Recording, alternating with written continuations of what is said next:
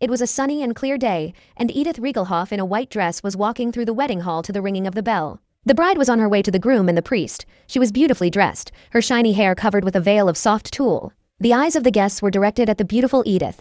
They were filled with anger, envy, contempt, and lust. The bride and groom looked perfect. Their outfits were impeccable.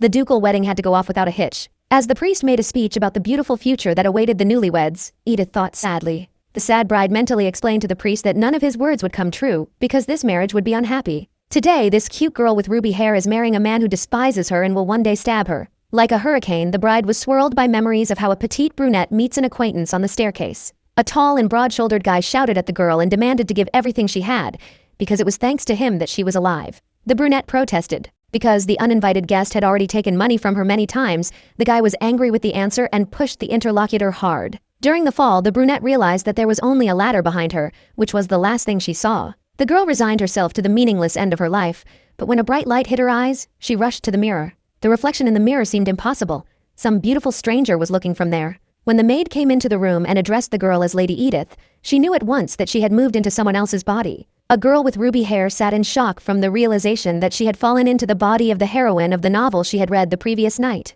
According to the plot of the novel, the main character, Eliza Sinclair, the illegitimate daughter of the Count, was often subjected to ridicule and mockery from her father's legitimate family. One day she met the Ludwigs, who offered her to live with them in the duchy. However, there Eliza Sinclair found herself between two competitors who fought without concessions for her innocent heart. One envious girl from the book novel Edith Rigelhof did not like what was happening very much. This female character was stupid, evil, blinded by love and jealousy, constantly sabotaging and harming Eliza. An evil and mean girl with ruby hair did everything possible to kill the sweet Eliza Sinclair. Edith's father was the Count himself, and she never worried about money. Now that a new soul has entered her body, there is a chance to fix everything. The maid Sophia informed her mistress that her father was already in his study, so Lady Edith ran headlong there. The girl ran to the Count with the thought that she could easily correct the mistakes made in the novel, and this time win the love of the family for free. Lady Edith happily threw open the door of the study, but seeing her father's displeased face, her good mood faded. The Count looked sternly at his daughter and said that she was slow, late again, and had come late. His father wondered why a girl with ruby hair came to him at all and ordered to close the doors on the backside.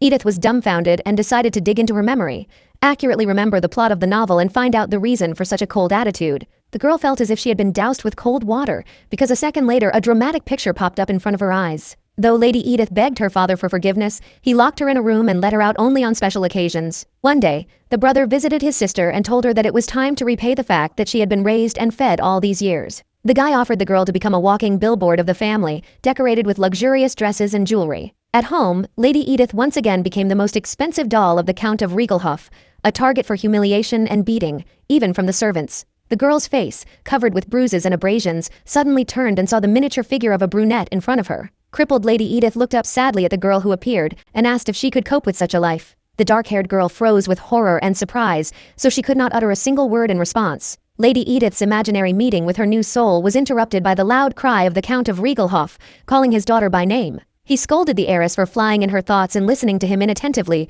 although we are talking about serious things. The Count sternly lamented his daughter that today she could not make a fool of herself, because Ludwig's people could not notice at least some flaw. Lady Edith's face was distorted by her father's mention of the contract, according to which, if everything went perfectly, they could move on to the next stage. Count Rigelhof, encouraged by the imminent change, ordered his servants to prepare for the journey, while Lady Edith stood aside. The sad girl pondered why her family was like this and why Duke Ludwig and Count Rigelhof behaved like rivals. Lady Edith's memory told her that the rivalry between these families had arisen many years ago, when their levels of power were almost equal. But everything changed when Count Ludwig's family made a great contribution to the war and received the title of Duke. Count Rigelhof decided to marry his daughter in order to take revenge, because he believed that the title was received unfairly and should have gone to him. Lady Edith was saddened by the thought that her own father was planning to use his daughter to destroy the duchy through her. But after a second, the girl calmed down, because after the relocation, she is twice as strong.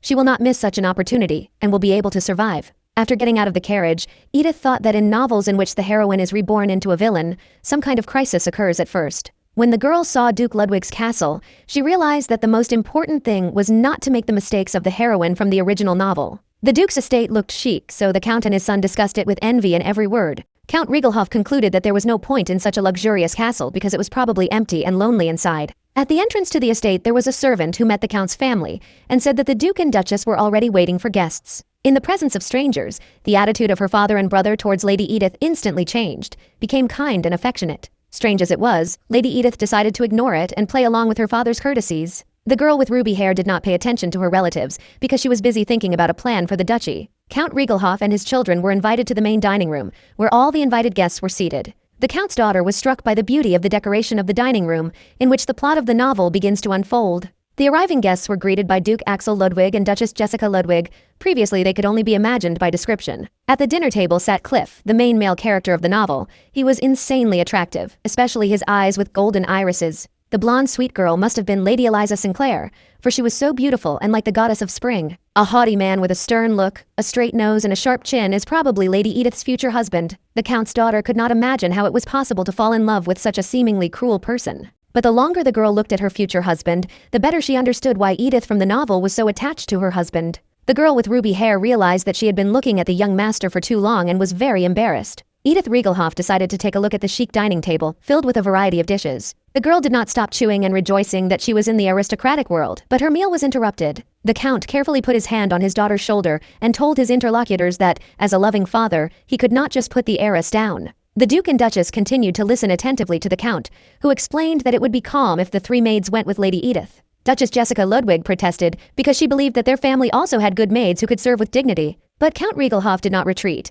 and asked the Duchess if she had not brought a single maid with her when she was married. There was an awkward silence in the dining room after the question, but Lady Edith decided that she could diffuse the tension. The girl explained her father's strange request by his anxiety and concern, and assured the Duke and Duchess not to worry about it. As the Rigelhof family headed home, the Count shouted furiously at his daughter because her words only made things worse. Lady Edith tried to contradict her angry father by asking him if he had seen Duke Ludwig's face. The girl said that she noticed how tense the interlocutors were because the Count's request for maids sounded too obvious. The Count's daughter reminded her father that this marriage should dispel any doubts and suspicions about the competition between the two families. Count Rigelhof asked his daughter how she would cope with the task without the help of maids. Lady Edith was urging her father that she should go to the duchy alone and ingratiate herself with her, while her brother stared out the window and thought of Eliza. The Count decided to take a risk and trust his daughter. Perhaps her docility and obedience would really not arouse suspicion. A week had passed since the Count had decided to confide in his daughter, who was now standing contented and in her wedding dress. All this week, Lady Edith seemed to walk on a knife's edge, but it was worth it, because after marriage she would not have to return home. The priest offered to exchange rings. The bride turned her head and saw two cute babies carrying a pillow with jewelry. The girl was glowing with delight and rapture. She turned her gaze to Killian's fiancé, but he did not share her joy and was darker than a cloud. Edith understood why her future husband was sad, so she humbly lowered her head and suggested that the ceremony be finished quickly. Finally, the wedding ring took place on the bride's finger. But she noted that Killian, putting on the cherished accessory, squinted with dislike. Lady Edith thought that the fear of light touch was reminiscent of the behavior of a child in kindergarten, but the further action shocked her. The girl's husband quickly grabbed the wedding ring from the pillow and put it on himself. For a second, Lady Edith's heart was seized with resentment because of the act of her stern husband.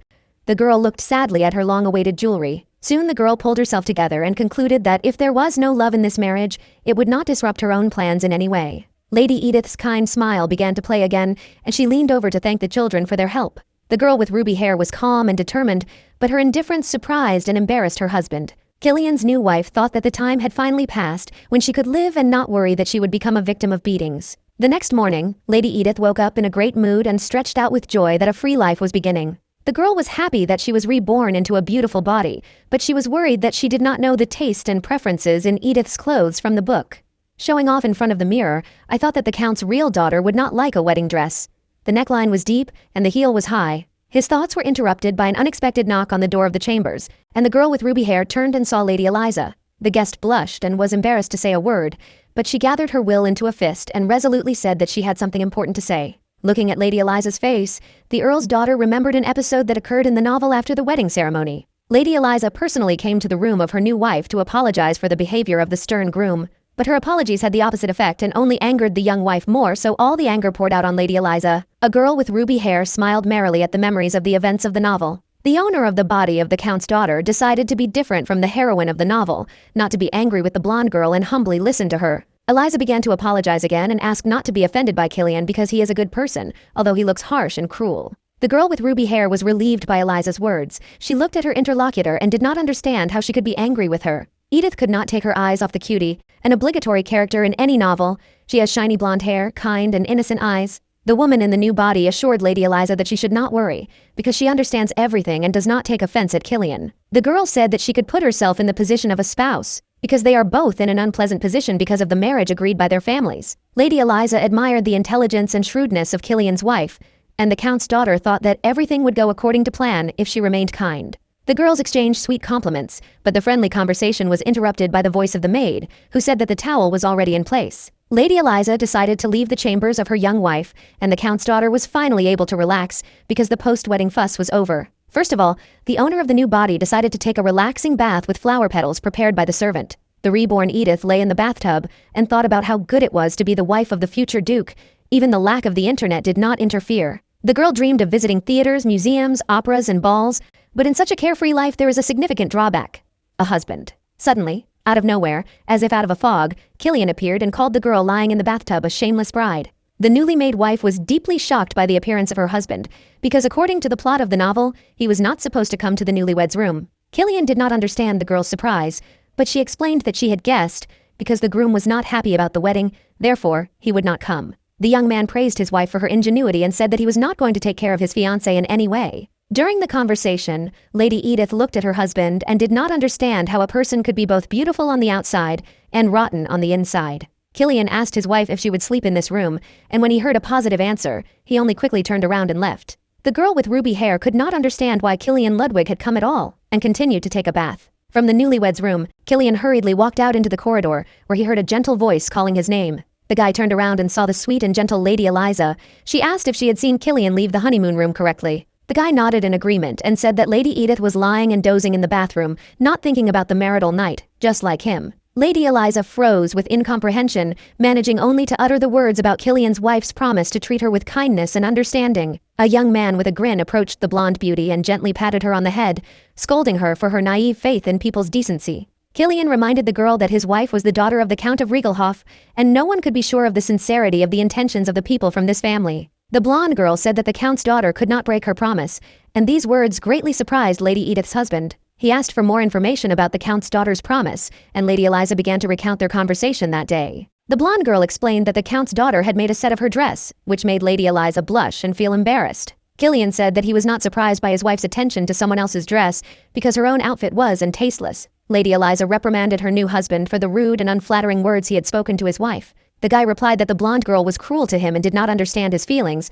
Such frank words touched Eliza. Suddenly, someone called out to Killian. It was Cliff, who said that he did not expect to meet these two at such a late time. Lady Eliza turned all her attention to an attractive guy with golden eyes who appeared in the corridor. The blonde girl abruptly interrupted the dialogue with the son of Duke Ludwig, which saddened him very much, because he again remained misunderstood. When morning came and the girl with ruby hair woke up, she was surprised at some of her abilities. Now she could get up on time and in a good mood, probably the influence of a new, healthy, and youthful body. Her new ability allowed her to think clearly. And she remembered that Killian was a minor character who was secretly in love with Lady Eliza. The girl stood at the window and thought that she would not be able to influence her husband, but there was an opportunity to improve relations with his parents. The Duke and Duchess once adopted Eliza into the family, so they are able to open kind hearts for their daughter-in-law. She just needs to be nice to them. Lady Edith decided that the relationship should begin with a greeting, because their first meeting did not go well. A girl with ruby hair recalled the first rule from any novel for a person who gets into the body of a villain: to win the trust of all the characters. If the Count's daughter wants to live in the Ludwig family, then it is important for her to establish relations with the Duke and Duchess. Their opinion is more important than Killian. The girl strives for a quiet life full of pleasures, so it is probably necessary to win the love of the Ludwig spouses. Lady Edith decided to ring the bell with a rope that she had read about in books in order to call the servants and transform herself into her daughter-in-law. A maid ran to the bell. Her name was Anna, and Killian's wife ordered her to prepare her mistress for the exit. Then Lady Edith looked at her outfits and asked the maid to tell her honestly if they looked lush and vulgar. Anna confirmed the mistress's fears. Then Lady Edith imagined what she would look like in such an outfit in front of her father-in-law and mother-in-law. The girl was ashamed of her taste, and she told Anna that she needed to take all the dresses to the workshop, remove the neckline and ridiculous jewelry on them. When Anna immediately went to carry out her errand, her mistress was surprised because the maids in Rigelhof did nothing without a direct order. In the process of reviewing her wardrobe, Lady Edith glanced at the bed and thought to leave a stain of blood, because the wedding night had passed. The next second, the girl brushed off this thought, because her husband would definitely not like that she did it herself. According to the original book story, Killian Rudwick was willing to give himself for just one girl, Lady Eliza. Killian's newly made wife was touched by the fact that her husband is both handsome and a virgin. In her mind, the girl noted that it was unfair for the author to impose love for a secondary character on readers in this way. Lady Edith remembered an incident in the bathroom when Killian came. The girl did not understand the purpose of the visit, but she was pleased to see his handsome face. A girl with ruby hair was pulled out of her dreams by a servant girl, who said that her dress and hairstyle were ready for the mistress's departure. Lady Edith began to scold herself for such thoughts, because it had been decided that she was not interested in Killian in any way. The daughter-in-law came to the Duke and Duchess to greet them and ask how they slept. They were flattered by the girl's arrival, because she was tired after a busy day, but still came the next morning to say hello. The Duchess kindly invited Lady Edith to sit down on a soft sofa. Then the girl realized that the Ludwigs knew that their son did not spend the night with his wife. Axel Ludwig said that he knew about the diligent education of the Count's daughter, but he was interested in the ability to work for the benefit of an aristocratic family. Lady Edith was embarrassed by her father-in-law's question, but quickly replied that she knew how to handle the family budget and deal with documents. The Duke looked suspiciously at his daughter-in-law. The girl guessed that the man thought that she was going to steal or damage securities. Killian's young wife said that perhaps housekeeping in the duchy had its own peculiarities, so she would not refuse her father-in-law's advice. The girl decided to reduce the degree of tension of the conversation and promised that she would try to do anything to earn the trust of the Ludwigs. The Duchess pushed her husband in the side so that he would stop talking to his daughter-in-law so strictly, and invited the girl to start helping in 2 weeks. Jessica Ludwig also asked Lady Edith to immediately inform if she needed anything. Then the girl said that she would like to get to know the castle better. The Duchess was about to reply that it was her husband's duty to acquaint her with the castle, but remembering that Killian avoided his wife, she said that she would give the girl someone. Lady Edith thanked her newfound relatives and hurriedly left the room, for she could no longer be in her corset. The girl slammed the door, began to try to get enough air, and a man appeared in front of her, whom she recognized only from the description from the book. It was Baron Renan Filch, with glasses and brown hair, the Duke's secretary, working with documents and appointed as Lady Edith's guide through the castle. Seeing the girl breathing heavily, Baron Renan Filch inquired about her well-being, but she assured her that everything was fine. The Duke's secretary asked Lady Edith if she was ready for the tour now, as the Baron had a lot of work to do and it would be difficult for him to find time another time. The fair-haired man suggested that the investigator follow him, while Lady Edith hurriedly walked. She reflected on the similarity of the book world with reality. First of all, the Duke's assistant showed the girl the room where the family jewels were kept, which were allowed to wear to celebrations. Baron Renan Filch then took Killian's wife to the room where the armor and weapons were kept. He explained that they were used by His Grace and the 2 masters. The next to be inspected was the library, where rare copies of books are kept. The Baron said that any member of the family can enter here at any time. The Duke's assistant said that the same rule applied in the Sistine room and opened the doors to the luxurious hall, which amazed Killian's wife. The room turned out to be bright and spacious. There were sculptures, paintings, and other beautiful objects of fine art. The Baron said that the territory of the estate is huge and offered to complete the tour for today in this room. Lady Edith did not mind continuing to explore the room. The girl reflected that she was incredibly lucky to live in such a beautiful castle.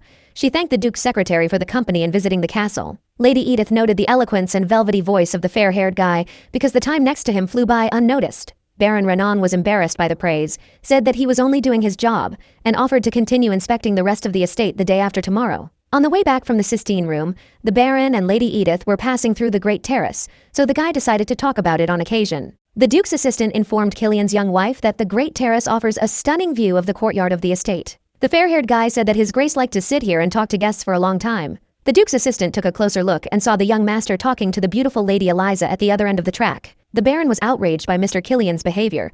He did not understand how a newly made fiancé could chat nicely with another woman. The girl with the ruby hair also noticed the conversations and tried to remember what Edith did in this case in the original story. The Count's daughter chose to ignore this situation and not show resentment in order to correct the mistakes of the evil Lady Edith. Killian's young wife decided to continue the conversation about the terrace, saying that in late spring the view would be even more remarkable. Renan was surprised by the girl's positivity because she saw her husband with another woman, but Lady Edith offered to leave the terrace as the Baron had a lot of work. At the end of the tour, the Duke summoned Baron Renan to his office and asked his opinion of Killian's wife. The Duke's assistant said that Lady Edith was a very well-mannered and polite girl, and she had memorized the structure of the estate very quickly. Baron Renan Filch also added that he did not notice anything strange in the behavior of the new family member, but noted the episode on the Great Terrace. The secretary's words distracted Duke from filling out the paperwork, so he asked for details of the incident on the terrace. Telling the full story angered Axel Ludwig, who recalled that he had asked the Baron to avoid claims. The Duke said that seeing your husband flirting with another girl the morning after the wedding is a very conflicting situation. Axel Ludwig remembered how he had persuaded his stubborn son to marry so that Count Rigelhof would not side with Archduke Lanston. The Duke explained to the heir that the marriage should be endured for about a year, but the son replied that much should not be expected from the groom. The marriage was only on paper. Baron Renan clarified that Lady Edith did not make a scandal after what she saw on the terrace, but calmly left, as if she had not seen anything. This clarification surprised Duke Ludwig and made him think about the extraordinary character of his daughter-in-law, who is the daughter of Count Rigelhof. When Lady Edith finished her dinner, the maid Anna began to remove the dirty dishes from the table. The mistress could hardly restrain herself from helping. Killian's wife wanted to thank the maid for her work, so she suggested that she go and have lunch. The maid was very surprised by the proposal, but she obeyed the mistress and left, while Lady Edith sat happy, for she was pleased with herself. The migrant in the body of the villain of the novel understood that she could relax, because relationships with others were established, and the central character of the story was Lady Eliza. Eliza Sinclair deserves to be in the center of the plot, because her life was not so beautiful before getting into the Ludwig family. The descendants of the Sinclair family mocked the Count's illegitimate child in every possible way. But once Eliza did not allow Duchess Ludwig to fall from her horse. Thus, the blonde girl met her new family, who were outraged by the terrible treatment of a kind and innocent child. The Duke and Duchess bought the rights to custody of a cute girl for a huge amount of money. According to the plot of the novel, later the Sinclair family will regret it. The family abandoned Eliza, who in the future would become related to the ducal family, and by the end of the book, all the positive characters have a fate with a happy ending. Lady Edith drank tea and thought that the fate of her character would not be positive, but the real life of the girl could not be called successful either. The life of the brunette was full of problems. During the year of work in the company, the bosses repeatedly used their position. The girl broke up with her boyfriend by SMS because she saw him enter the motel, hugging another woman. After that, the brunette headed home with the idea that she would spend her life reading web novels, but as it turned out, it was the last day of her life. The girl was interested in what happened after her death, whether the killer was caught, whether her parents were sad. Lady Edith looked out the window and thought, hardly anyone thought about the girl after her death, so in her new body she would think of herself. From the window she could see the massive tree under which Lady Eliza was sitting, reading a book, and the Count's daughter thought it would be a good idea to make friends with her. At the same moment, Lady Edith's husband appeared under the tree and asked the blonde girl about the book. She replied that she was reading the history of the imperial family. The blonde explained that she had not received an education and drew knowledge from books so that the Duke could quickly determine the girl's future. Killian smiled at Lady Eliza and offered his help with his studies, which was a classic phrase of any minor character. Lady Edith watched and thought that Cliff would advise Eliza to drop out of school and enjoy life with him. The girl with ruby hair wanted to stop eavesdropping and was about to move away from the window when she heard Lady Eliza ask about herself. Lady Edith wondered what her husband would say. But Killian only said that there was no need to worry about his wife because she was just a hostage of the situation. The young man explained that his wife simply needed to stay in this castle for a while, and then she would disappear. Her husband's answer greatly upset Edith. At this time, at Sinclair Castle, the Earl's youngest daughter Sinclair was furious over the marriage of the Duke heir Ludwig, the daughter of the Earl of Rigelhof. Demian Sinclair, the Earl's eldest son, asked his sister Layla Sinclair about the reason for her rage, and she replied that it was all about the news of the wedding. Layla explained that she did not understand why it was the daughter of Count Rigelhof, this evil girl, who was so lucky to marry successfully. Demian joked that, apparently, the Ludwig family had a hobby, collecting useless women, but his sister did not appreciate her brother's thing. The guy said that he saw no point in grieving, then Layla realized that her brother knew something. That's why he was so calm. The youngest daughter of the Earl of Sinclair demanded to know what he knew about this marriage, but her brother was in no hurry to talk specifically. Demian Sinclair proposed to go back a few years and consider the true reasons for this marriage. The guy recalled that Count Rigelhof owns mines where iron ore is mined, that is, raw materials for the production of weapons. Layla did not understand what her brother was getting at, and what weapons had to do with it. And Demian explained that now power depended on weapons. His brother told his sister that power was shared by Archduke Lanston, who dreamed of becoming emperor, and the faction supporting the current emperor. The Duchy of Ludwig, a member of the imperial faction, had to lure the Count of Rigelhof to prevent him from siding with Langston. Layla began to yell at her brother for just wasting her time and telling her about the reason for the marriage, already known to everyone. Demian replied that from this moment the most interesting thing begins, because Duke Ludwig is sure that he has tamed the Count of Rigelhof, but this is not the case. The guy told his sister a story about how he once visited the estate of Count Rigelhof and accidentally witnessed how the father scolded his daughter. The Earl shouted at Edith, and she pitifully begged for mercy. Then the father said that his daughter was obliged to get information from the younger Earl of Everston. The Count threatened his daughter with deprivation of dinner for the whole week, and Demian realized that the image of the arrogant villainess Edith Rigelhof was a false image. Layla was shocked by her brother's words and said that it was hard to believe that Count Rigelhof would use his own daughter to extract information. Demian Sinclair suggested that his sister observe the development of events in order to uncover the secret of the Rigelhof family at the appropriate moment. The sun was shining brightly as the Baron showed Lady Edith the second exit to the Great Terrace. It was the last 7th day of the tour of the castle. Killian Ludwig's wife admired the beauty and grandeur of the estate because it took a week to fully inspect it. Lady Edith's only worried about was the end of the tour and the disappearance of the last thing she could do. Baron Renan told the girl that she would no longer have to worry about idleness because the Duchess had something to do for her. Lady Edith was very glad to hear this. For all this time she had found it difficult to cope with idleness, boredom, and loneliness. The girl happily ran out into the courtyard and asked the Baron if she was right in thinking that the Duchess's study was the third door from the left on the first floor. When the Baron confirmed everything, Lady Edith thanked the fair-haired guy and said that she was a capable student, because she remembered everything perfectly. The Baron replied that it could not be otherwise, because he had spent 7 days explaining the information about the structure of the estate. When Lady Edith rushed enthusiastically into the study, she was greeted with joy by her mother-in-law and Lady Eliza. Killian's wife ran up to Eliza because she was happy to be able to work together and asked her to teach everything to the new worker. Lady Eliza's eyes sparkled and her cheeks flushed with embarrassment at being trusted to be a mentor. The chirping was interrupted by the Duchess's words that she was glad of the girl's friendship, and Lady Edith apologized for not immediately greeting Mother. Jessica Ludwig smiled good-naturedly, and then instructed Lady Eliza to help her daughter-in-law deal with the documents. When the girls began to sort out the papers, the Duchess got up from the table and began to walk in circles around the office, waiting for someone. A girl with ruby hair asked Eliza what was going on, and the blonde replied that the Duchess was waiting for tailors. Finally, the Duchess waited for the tailors from Rold's workshop and invited the girls to leave their work and move to the living room. Lady Edith thought that such an episode was in the novel, but the girl did not remember the details, so she would have to act according to the situation. Jessica Ludwig looked at the catalog of dresses and realized that the older she gets, the more often she chooses monotonous outfits. The Duchess had the idea to ask the girls to offer their options from the catalog. Edith took the request as an exam and began to worry. The girl with ruby hair thought that this was a trap, because the result was known in advance. The victory would be for Lady Eliza. Edith tried to calm down and pull herself together, but she realized that she had no chance, because Eliza is the main character of the novel. In addition, the fact of many years of living together with the Duchess will help the blonde girl.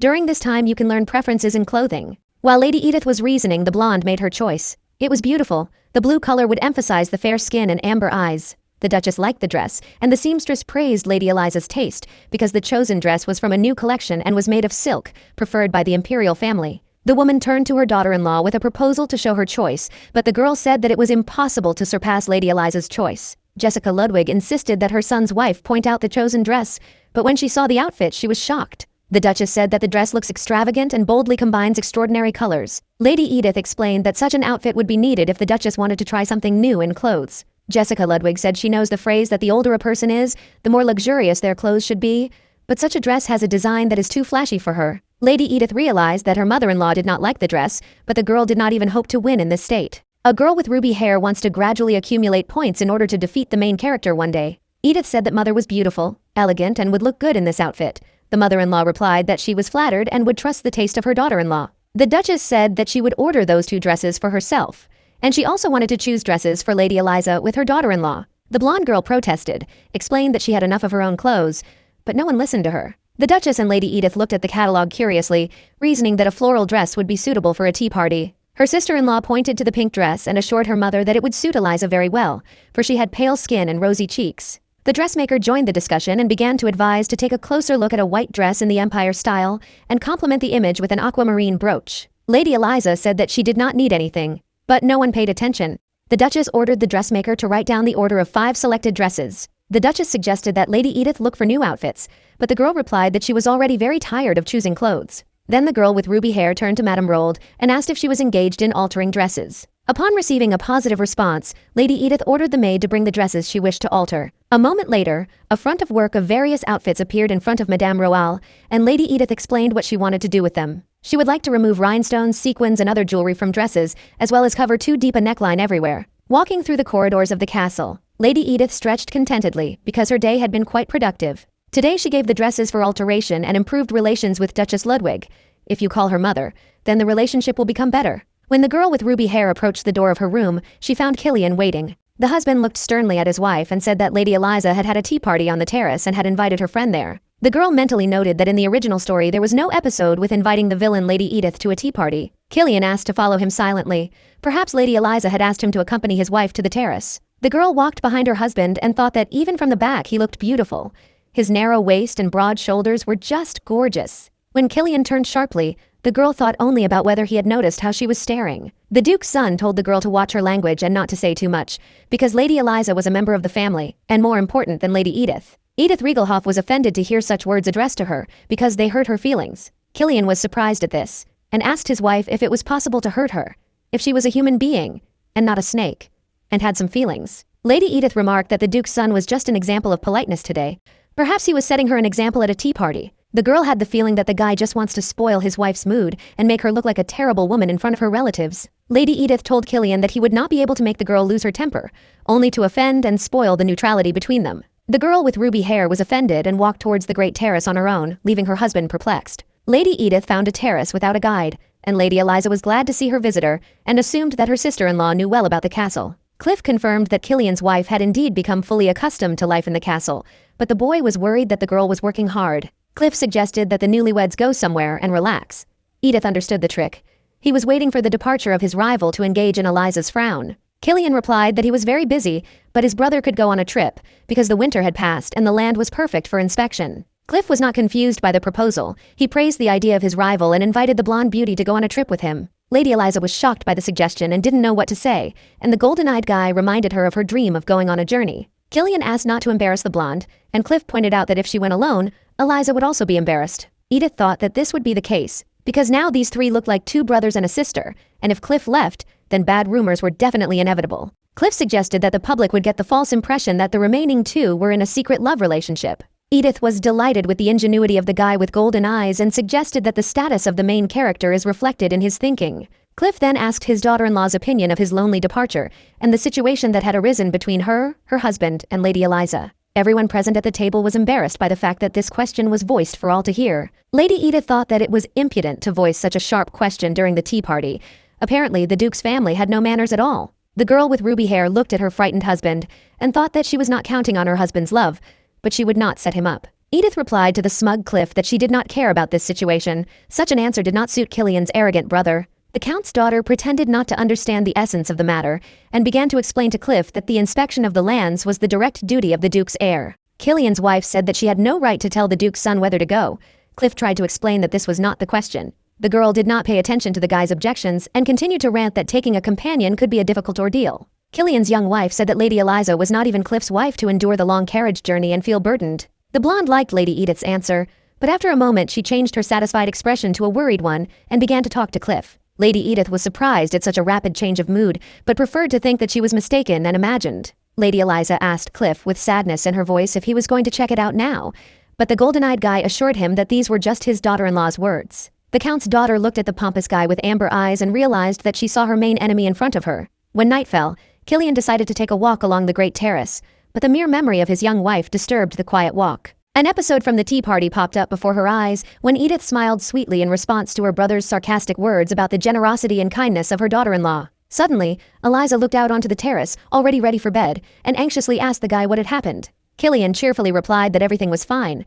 He just wanted to get some fresh air before going to bed, and said that he had heard about new dresses for Eliza. Eliza explained that they appeared thanks to her mother. The Duchess always orders a lot of clothes for the girl, makes her feel uncomfortable. The young man replied to the girl that she should not feel awkward, because the mother expresses love in this way. She has always been jealous of families with daughters. Killian said that the blonde beauty deserves gratitude in the form of dresses, because she takes care of the Duchess, spends a lot of time with her. The Duchess has a husband and 2 sons who have a harsh upbringing of real knights, so it is not surprising that the mother was often lonely. Lady Eliza nodded knowingly, and said that in that case mother would be even happier if she could buy clothes for her daughter-in-law. Killian was very surprised when he learned that his wife refused to buy new dresses and wanted to redo old outfits sewn before marriage. The guy thought that he would not recognize in his wife the former arrogant Edith Rigelhof, who did not want to wear the same dress twice. The husband mistakenly believed that his wife was disgusted by the atelier offering dresses, but at the same time, Lady Edith chose outfits for her mother-in-law and Lady Eliza. Killian concluded that his wife was a hypocrite, because at the wedding her dress was vulgar,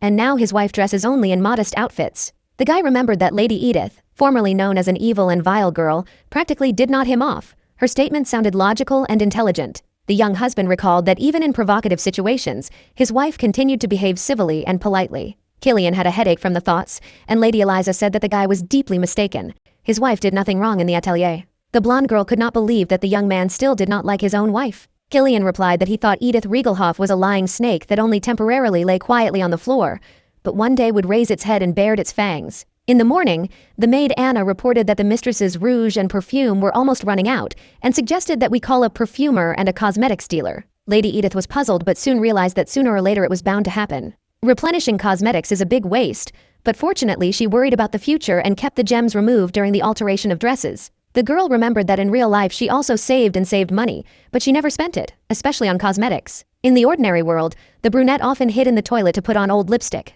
But now the girl realized that she was doing wrong. In her past life, she tried to hide the fact that she was not loved with makeup, but now she was reborn into the body of an aristocrat who had to pamper herself. Lady Edith asked the maid to invite a perfumer, and she thought to herself that it was time to learn how to spend money and buy luxuries. After a while, decorated jars with liquids of various colors and aromas appeared on the table of the girl with ruby hair. In front of Lady Edith and the maid stood the perfumer, inhaling the fragrance of a paper strip soaked in the perfume of the mistress of Ashley's Rose. The perfumer assured the girl sitting in front of him that he would easily repeat the perfume in the same volume as the previous jar and named the approximate cost. Hearing the price, the girl was seized with jitters. She calculated that the cost of a jar of perfume was twice as much as her food cost for a month in reality. Noticing the mistress's frightened face, the maid Anna took it upon herself to ask the perfumer about perfumes made from other varieties of roses. He called rose-based perfumes from the Titania family popular, but they are long-lasting and very rich, not suitable for a young woman. Lady Edith imagined the perfumer in the role of a pushy consultant from a cosmetics store. He also did not stop chatting about perfume. The perfumer said that he would advise the girl perfume from Tess Roses or Nathaniel's Roses. The fragrances would be luxurious and deeper than from Ashley. When Edith found out the cost of a jar of the same volume with the recommended perfume, she almost fell off her chair.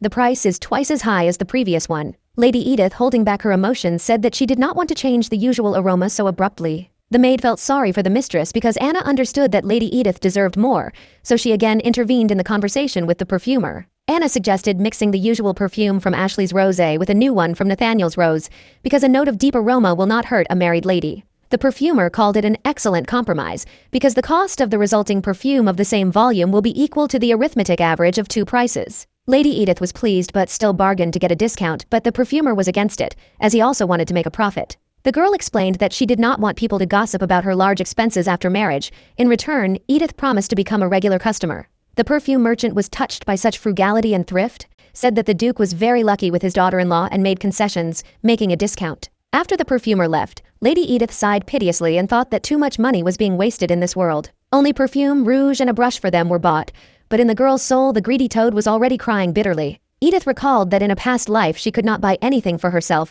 because the thought of spending began to tremble her hands. The aristocrat reflected that she also looked pathetic now because she had money, but she simply could not allow herself to spend it. For a person who values his meager salary and constantly suffers from robberies from his own brother, any spending feels like a sin. Lady Edith happily reached out with the thought that in some time she would learn to spend large sums of money with ease. The girl thought that there are things in the world that can be enjoyed without money, and she came up with the idea of visiting the Sistine Room. Walking around the Sistine Hall, the girl had the feeling that she had rented an art museum. Lady Edith looked at the exhibits of various shapes and sizes and realized that no expensive perfume could compare with such beauty. The girl was amazed at the grandeur of the sculptures and the detailed painting of paintings resembling photographs. Most of all, she was interested in Monet's painting, which stunningly depicts reflected rays of light. The girl sat on the floor of the Sistine Room and thought that thanks to the transmigration of the soul into Lady Edith, she could observe various masterpieces up close. Edith was disturbed by a man's voice. She turned her head and saw her husband, who praised her original way of appreciating creativity. The girl said that she did not expect to meet anyone, and Killian mumbled that he wanted to see the works of art in the estate. The husband did not miss the opportunity to prick his wife, said that her father was not interested in art, and for the daughter, probably it is surprising that such a room exists. The girl did not fall for the attempt to start a conflict and replied that she was surprised, and asked to pay attention to the painting, which depicts a warrior and a horse. Lady Edith reasoned that there are many emotions in the picture. The artist showed the cruelty of war, and in a man, the desire to end it. Edith said that in the picture there is a brave warrior who is not happy with the praise of people, because war is not a reason for joy, even if you have the advantage. Killian looked at his wife with a testing look, and then said that the painting was dedicated to his grandfather's struggle in the war against the Yanuk kingdom. Lady Edith apologized for not knowing the history of the painting, and Killian asked why his wife had come. She had not been interested in art before. Edith got up from the floor and replied that tastes change with age. Then Killian asked his wife about the presence of his favorite author. His wife replied that she had recently been interested in art, but the inquisitive husband could not believe that the girl did not know any of the authors. Edith began to suspect that her husband was trying to prick his wife again. She replied that she really did not know, because in her county they were not fond of art. During the conversation, the young people approached a painting depicting a sheep and a little boy in a sheet. When Edith took a closer look, she realized that the boy looked like Killian. The guy explained that in childhood he was a model for an artist who knew his father. The girl did not raise an eyebrow at what she had heard, and continued to stare at the painting, and Killian questioned her for staring at it for so long. Lady Edith looked up from the canvas and calmly concluded that it was a small one, and Killian was furious when he heard this. The husband began to furiously prove to his wife that only his head was depicted in the painting, and the body belonged to someone else. But she only nodded indifferently. The guy did not calm down, explained that the noble son could not be naked in front of the artist, but the girl only coldly said that everything was clear to her. Killian became nervous, offended by his wife, and left the Sistine Room, shouting to Edith that it was impossible to discuss art with her. The girl shrugged her shoulders and thought that her husband should have been upset, because it was just a joke, especially since he probably had more now. Lady Edith walked through the flower greenhouse, enjoying nature and the wonderful weather, and wondering how lucky she was to be reborn in this body. Aristocratic life was calm, the sun shone brightly almost every day, a cool summer breeze blew and the air was clean and fresh. The Popadanka has long been accustomed to the world, where you need to do a minimum of work and have a lot of free time to enjoy life in the duchy. You can visit the Sistine Room, which is located inside the mansion, at least every day, and you can eat chic dishes during each meal. The girl with ruby hair reasoned that she did not establish relationships with all the book characters, but there are those who look with warmth and respect. For example, the maid Anna. Baron Renan Filch came into the greenhouse with many scrolls and was surprised to see Lady Edith, but she explained that every morning she went to some part of the estate for a walk. The girl with ruby hair thanked the blonde man for telling him about the many interesting places in the mansion during the tour. Lady Edith boasted that she had been to the Sistine Room many times, then inundated the Baron with questions about whether he liked the weather and how long he had eaten. Renan Filch said that he had a lot of work to do, but he would definitely meet Lady Edith later. The girl waved after the departing Baron. After that, Renan stopped for a moment and looked anxiously at Killian's wife and thought that nothing should happen yet. Lady Edith made her way through the trees to a place from which there was a beautiful view of the training ground, the real goal of her daily walk. She looked at her husband and mentally noticed that he was in great shape today, his muscles wet with sweat glistening in the sun. The girl thought that although she watches the workout every day, she still does not cease to admire her husband's broad shoulders and sculpted chest. Lady Edith thought that Killian was very annoying in his character and actions, but there was no point in denying that he was insanely handsome, better than Cliff. The body of the main character looks angular and too typical, while the body of the spouse is much more liked. It looks real and embossed. Edith thought it was time for her to stop enjoying the view and leave this place if she didn't want to be late. Suddenly, Killian looked up and smiled broadly, at which moment Lady Edith thought that all was lost. Her husband had noticed her secret place.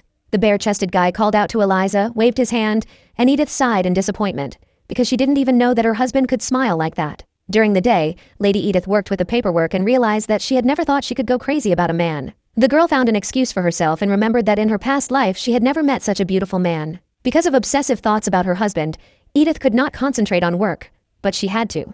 Because she had documents about weapons and armor in her hands. The information about the state of the family's weapons interested the girl. She thought that she was now trusted if she was entrusted with such serious documents. Suddenly, Lady Eliza appeared next to her and asked what the girl with ruby hair was doing. The answer stunned the blonde beauty. The daughter-in-law said that she was sorting the data from the documents into tables, but the blonde girl did not understand what Edith was talking about. Then the girl with ruby hair guessed that in this world they do not know the concept of a table, and began to explain, although she was surprised at her ignorance of the concept. Lady Erin had told the blonde girl that the tables were good because they were better understood, but Eliza didn't like the story. She said that people would not understand anything from the tables. The Duchess noticed the talking girls and admired how wonderfully Eliza helped Edith. Eliza beamed with mother's praise, and Edith thought that this situation was extremely unfair, for it was she who had explained the concept to Eliza, not the other way around. The girl thought that in this the book world does not differ from the real one.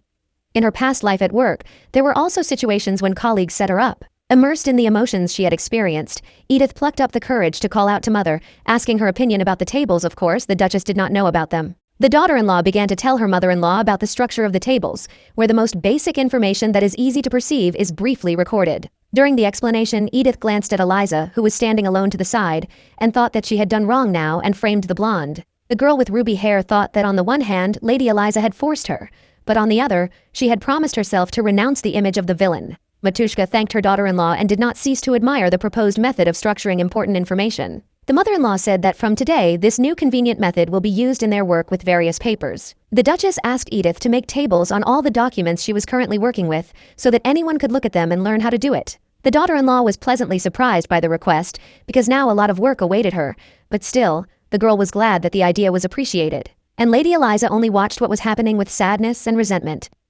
After a while, Killian came into the office to visit Mother. The Duchess decided to show the new way of organizing information in the form of a grid, proposed by his wife, and Eliza decided to observe it. Killian looked through the papers with the tables, and did not believe that Edith Rigelhof had come up with such a method, because it was really effective. The Duke's son praised the innovative method of structuring, said that it is understandable and convenient for most, but was able to find a flaw in the method. The guy explained that in a condensed form, secret information about the affairs of the duchy is easier to sneak out of the castle walls. The Duchess realized what was behind the claim, and asked her son to be kinder to his wife, because she also entered into a marriage of convenience against her will. The dialogue between mother and son was interrupted by a knock on the door. Baron Renan Filch appeared in the doorway. The fair-haired guy apologized for interfering, because he did not know that the master was also here and said that he could come back later. The Duchess asked him to stay and showed him the method of recording data from documents invented by Edith.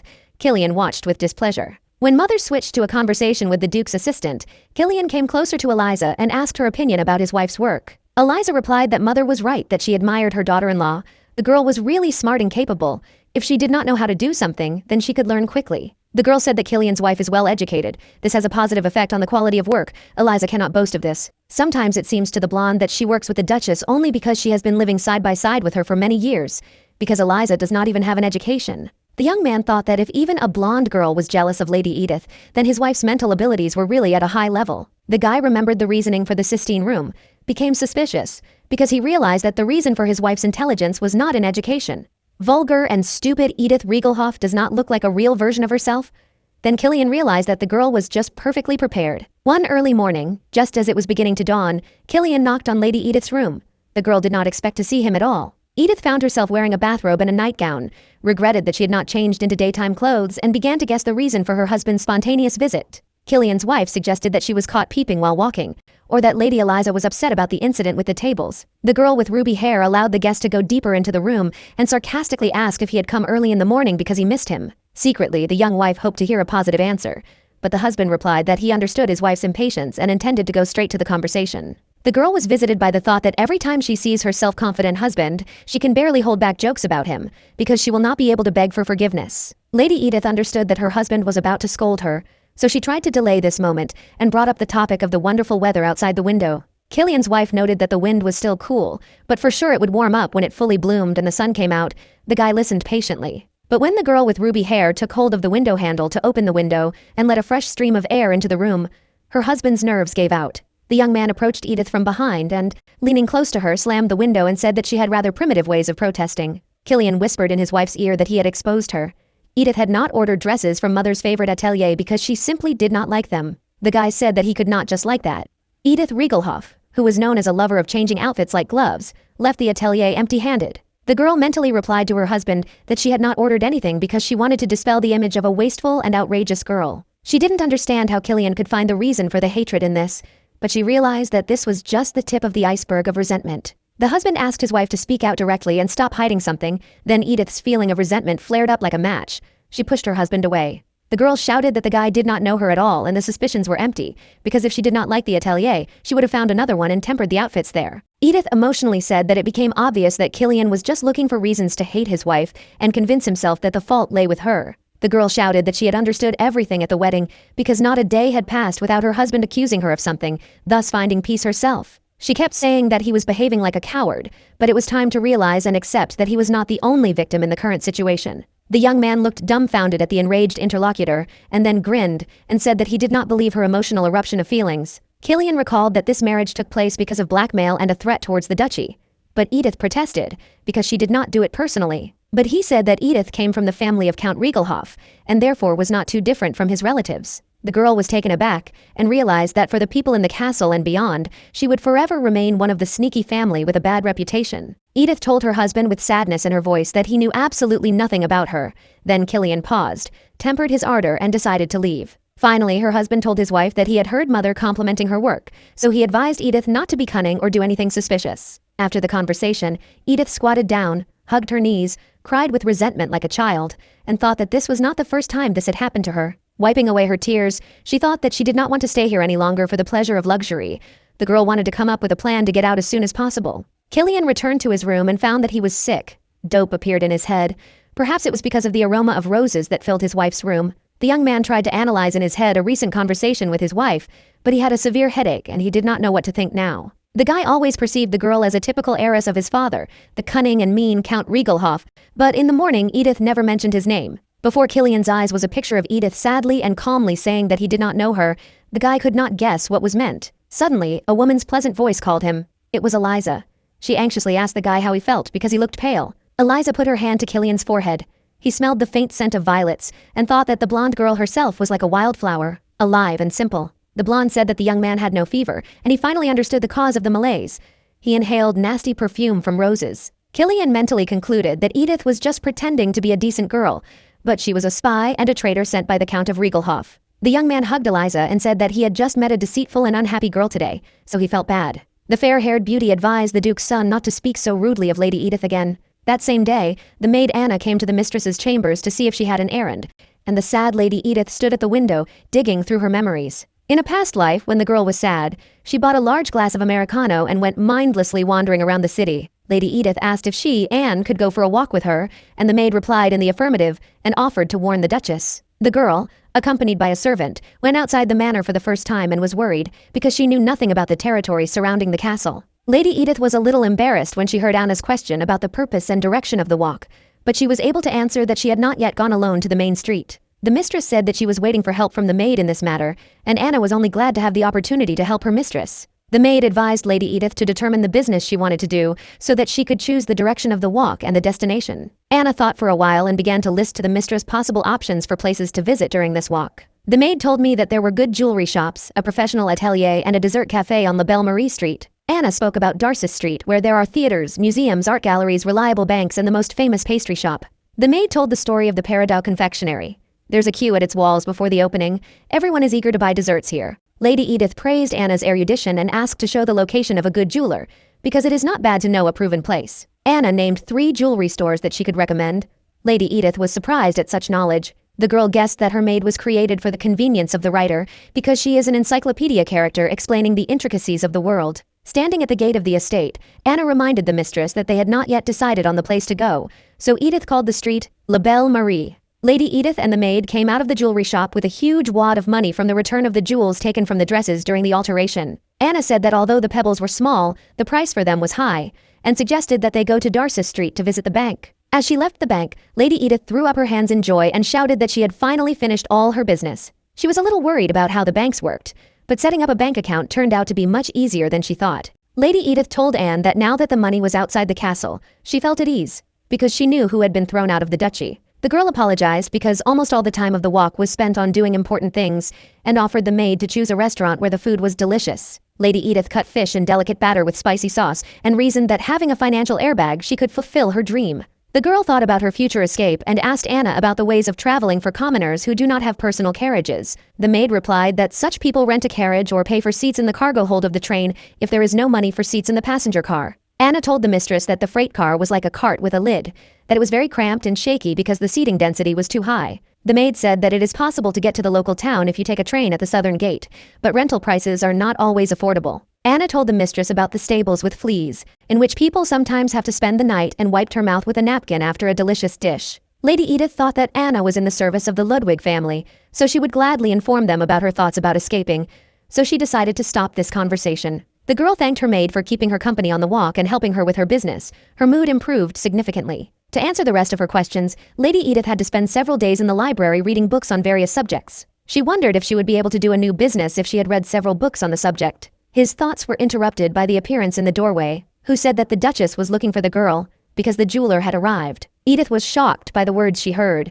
because according to the plot of the novel, they meant the beginning of the episode in which Lady Edith was humiliated. In the novel, the scene of Edith's loss and the confrontation with Eliza begins with a visit from the jeweler from the Opalite store, who visits the estate every season. Almost all members of the ducal family settled in the living room and paid attention only to the blonde beauty. Lady Eliza felt uncomfortable that Lady Edith had been left out. The blonde asked everyone present to stop and pay attention to the ruby necklace and suggested that the jewelry would suit Edith. But Edith did not appreciate the initiative and said that she did not like the ruby necklace at all because it looked plain and simple. The girl with ruby hair voiced the guess that Eliza wanted to offend Edith, saying that the unsightly jewelry was right for her. Eliza said that she did not mean anything bad, but Edith advised not to worry, because she always knew that they were talking to her in an ironic tone. The arrogant girl casually noted that the rest of the jewelry that Eliza was looking at took a liking to her. Then, Cliff, the main male character, bought up all the jewelry shown to his sister, and Edith was left with the same nondescript necklace. Edith sat on the sofa in the living room and thought that today's visit to the jeweler should be more positive than an identical episode in the novel. As in the book, all the members of the family, except for the Duke, were animatedly talking among themselves discussing jewelry,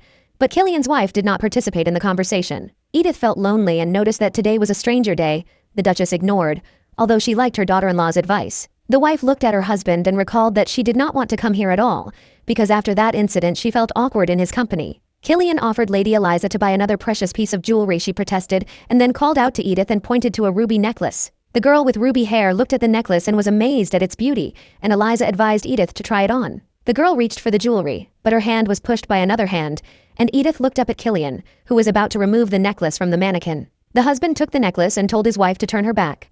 Killian's face spoke of an acute reluctance to show gallantry towards his wife. Edith did not understand why the young man suddenly became so attentive and gallant, but she realized that the reason was the presence of her mother-in-law nearby. Everyone looked at Edith with admiration, so she decided to play along with her husband, pretend to be a loving wife, and asked Killian's opinion about the necklace. At first, the guy was confused by his wife's courtesy, said that the jewelry looked good and asked the jeweler for the bill for it. Lady Edith smiled without pretense, for this was the first gift from her husband, and she jokingly thought that she would make a lot of money for selling the jewel. Such a gift made Killian a wonderful husband, so Cliff, out of jealousy, promised to buy his sister all the other jewelry. The Duchess objected to her son that in this case the daughter-in-law would not get anything else, but the girl said that one necklace was enough. Lady Edith realized with horror that in no case would she sell the necklace given to her husband, even if she found herself in the most deplorable condition. In the evening, the girl sat by the fire, sorting through the mail, throwing invitations into the fire and wondering if the previous Edith had attended parties. Among the various letters, Edith found an envelope with the coat of arms of the Count of Rigelhof.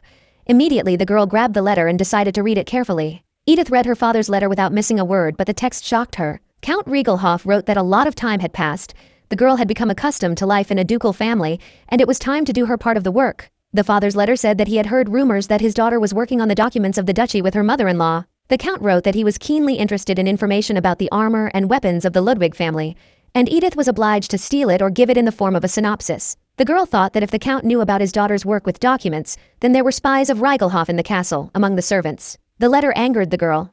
She decided to write a reply where she said that she had really lived in the duchy for a long time and realized how beautiful it was. Edith wrote that if anyone dared to disrupt the stability of the duchy, he should prepare for the loss of his entire family. The daughter tried to explain to the Count in a letter that the title of nobility was entirely the will and power of His Majesty the Emperor, and it was not worth hating the Ludwig family. The girl explained that the Emperor and the Princess were alive, their power was strong, and it made no sense for Archduke Lanston to claim the throne. Finally, Edith advised her father to abandon the idea of treason, start cooperating with Duke Ludwig and recognize his patronage. Killian's wife finished the letter and breathed a sigh of relief, for she had finally told her father what she wanted. Edith thought that the phrase "out of the frying pan and into the fire" would be a good fit for the situation she was going through. The girl understood that it was unlikely that Count Rigelhof would give up his own ambitions, but concluded that this was not the concern of his daughter, a married lady. Edith was pleased with the work she had done, but she did not know that soon Duke Ludwig would say that she had humiliated her father and trampled the honor of the house in the mud. A few days later, Edith found herself in the Duke's office,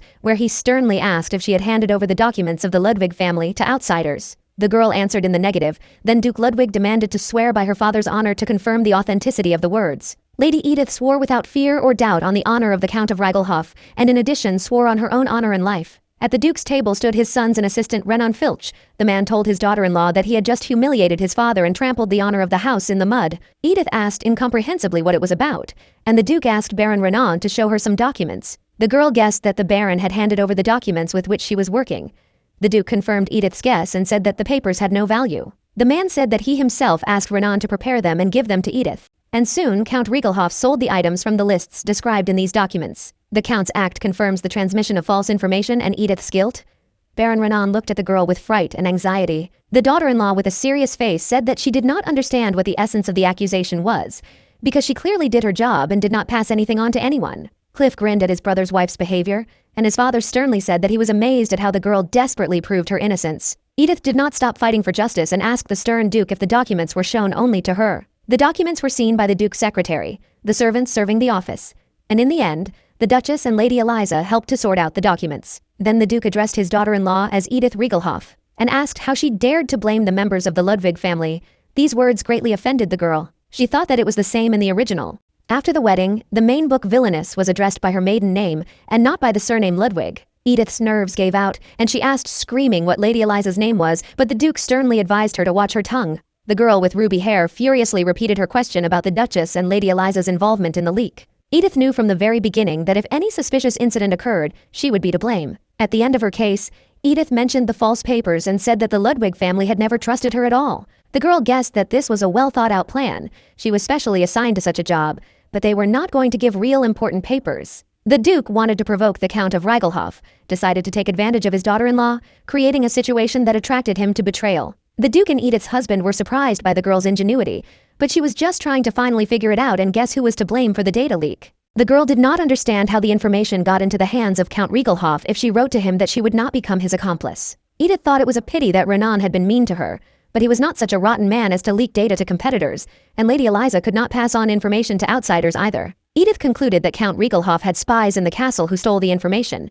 The Count's daughter could not understand why a fictitious marriage was needed then. In the original, the evil Edith was really engaged in the transfer of documents of the Ludwig family, and information poured like a river to Count Rigelhof. According to the plot of the book, the Ludwig family fed the Graf false information, so they easily and without damage deceived him. In the novel, Edith's character had a probationary period, but she violated it, then was exposed and received a serious punishment, becoming a forever outcast of society. The Count's daughter realized that the story from the book was still repeated, no matter how hard the girl tried to correct the mistakes of the villain and change the course of the turning points. Edith realized with regret that she could not change the course of the affair and would now fall to the bottom until she finally died at the hands of her husband. Tears flowed from the girl's eyes, but she tried to pull herself together in front of Duke Ludwig and the young masters and reminded them of her oath of honor and life. In a calm tone, the daughter-in-law asked to cut her throat.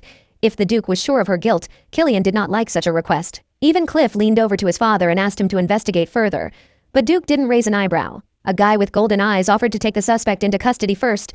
The Duke appointed a probationary period. Hearing about the probationary period, the girl finally despaired and thought that this situation fully corresponds to an episode from the novel. The Duke was about to instruct the Baron to escort his daughter-in-law to custody, but Killian took the initiative, grabbed his wife's hand, and dragged her out of the office. Edith tried to resist and stop her husband, but he only growled angrily at the command to follow him. Everyone present watched what was happening and was amazed at how much the husband burned with hatred for his wife for suspicion of betrayal. Killian dragged his wife into the corridor and furiously asked if she had gone mad because she herself had offered the Duke to deal with her. The Duke's son told his wife that his father had the nickname Chopping Heads in the war.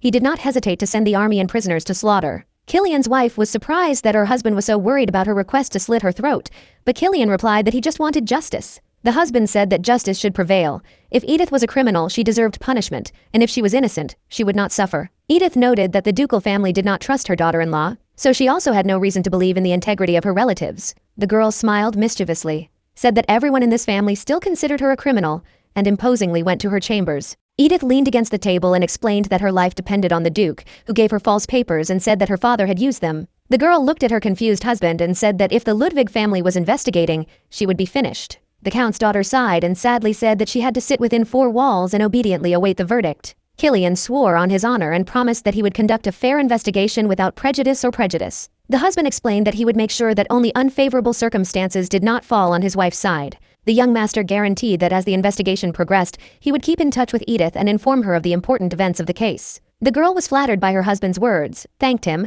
and then smiled intricately and asked a sharp question that embarrassed the guy. Edith reminded Killian of his desire to remain open-minded, and asked if Eliza was among the suspects, what he would do. The next day, a row of guardsmen from His Highness's regiment lined up in the square near the Imperial Palace and met the carriage. Baron Filch got out of the carriage and Cliff, who gallantly helped Lady Eliza out, suddenly called out to the blonde girl. On the cobblestones, I could hear the hurried steps of a girl with a short haircut and a tight-fitting suit. It was Princess Catherine Iberia. She enthusiastically shouted that she missed and was glad to see the blonde beauty, because in her company she became cheerful and friendly. Her Highness the Princess of Paintings was the younger sister of the current emperor and was his only blood relative. Once Princess Catherine flatly refused to wear dresses, even at solemn events she appears in breeches. Her Highness the Princess was the only aristocrat in the empire with a short haircut, and her behavior was also bad. She was the most selfish and spoiled princess in the history of the empire. The servants nicknamed Her Highness the Walking Terror of the palace. When all 3 guests got out of the carriage and greeted Her Highness, she protested, asking to be called only by her first name. Her Highness leaned close to the face of the fair-haired beauty and asked if her feelings had not faded away during the separation. Cliff asked the princess to stop embarrassing Eliza. Then Catherine thought how easy it was for her former lover to communicate with her now. Catherine told the guests not to worry because she was joking, but the Duke's son said that the princess's jokes were difficult to distinguish from mockery. When the princess and her guests entered the castle, the girl asked where Killian was and why he had not come too. Lady Eliza explained that her brother got married so he could not leave his wife. Cliff noted that marriage can hardly be called marriage. The young master smiled maliciously and said that this marriage would be more correctly called a political union with the County of Rigelhof. The princess asked the guests if they had come solely to discuss the nasty people with the names of Rigelhof and Lanston. Cliff confirmed Her Highness's conjectures and said that the matter could go smoothly because Edith Rigelhof was more stupid than he had expected. Catherine rolled her eyes indignantly, and Cliff smiled because he knew that the princess couldn't tolerate political talk. Catherine snatched Lady Eliza from the young master's company and said that she planned to go out with the blonde girl. At this time, the imperial secretary went out into the corridor and announced that the emperor was free and ready to receive guests. The princess said that it was a good thing. Cliff would now have someone to discuss political news with, said goodbye and said hello to the Duke and Duchess. The young master looked after Catherine as she led Eliza away and promised to show her the horse in the stables and remembered the incident of the previous day. Cliff met his brother in the hallway and asked if everything went smoothly, but Killian only angrily told him to leave behind because his head was splitting. Cliff asked if Killian wanted to go with him to the Imperial Palace if he wasn't in the mood, which made him very angry. With a shout, Killian rushed at his brother and asked why he was going right now, since it was too early to go to the Emperor with an investigation report. A young man with golden eyes replied that his father had sent him. He tried to object that the investigation into the case was not over, but he forgot. A little girl was lying in a hospital bed and crying quietly. Suddenly, a quiet child's voice asked if it hurt much. She lifted her torso and saw Ida, her roommate, beside the bed, and the crying girl assumed that she had woken her up with a whimper. Ida replied that everything was fine, because she also often cried, and asked the girl if she was crying because of the threat of her own death. The little girl confirmed the guess of her roommate and said that it would be better if she just killed herself, because she caused so many problems. She said that her parents are going through great difficulties because of her illness, and her older brother constantly quarrels with them. The boy can become a bone marrow donor. He is very afraid of surgery and refuses to help his sister. He wishes her a quick death. The little girl concluded that she wanted to die immediately and save her loved ones from their problems, and Ida sat down more relaxed, leaning on her hands. Ida replied with a smile that not everything in life is as she wants, and said that she was jealous that the neighbor had a relative with the same bone marrow. Ida decided to share her dream and said that most of all in life she wants to be 20 years old. A roommate thought out her dream in detail. As a 20-year-old, she gathers her long hair in a ponytail and applies makeup. Ida imagined a 20-year-old beautiful girl going out into the street to walk among people and observe the course of their lives. The neighbor admitted that now she is not afraid of any difficulties. She will cope with everything as long as she has the opportunity to do all this. The little girl looked at her interlocutor with delight. Now this life episode comes to her when it gets hard. Frightened, Edith woke up with tears in her eyes and thought about the value of life, because in the hospital Ida said that she was afraid of dying. The girl with ruby hair recalled that as soon as Ida received the bone marrow, she disappeared from the hospital without even saying goodbye. This incident forever taught Edith the rule that as long as she was alive, she would be able to endure everything and cope with any adversity.